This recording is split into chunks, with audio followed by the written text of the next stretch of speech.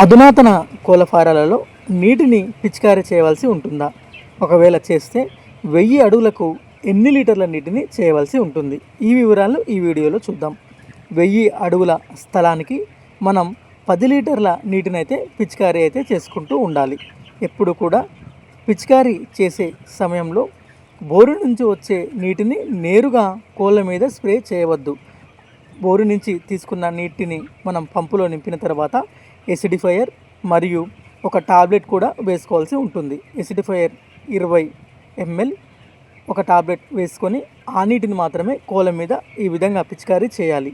లేదంటే కోళ్ళకి జలుబు అయితే వస్తుంది.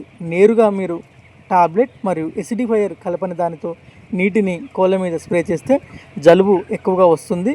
మనకు కచ్ కచ్ అనేటటువంటి శబ్దం కూడా ఎక్కువగా వస్తుంది. కాబట్టి వీటిని ఖచ్చితంగా కలుపుకోవాలి. వీటితో పాటు ఏ రకాల మెడిసిన్ కలుపుకోవాలి, ఏ మందులు మనకు స్ప్రేలో బాగా పనిచేస్తాయి అనే వివరాలతో మరొక వీడియో అయితే చూస్తాను. తప్పకుండా మన ఛానల్ని అయితే చూడండి.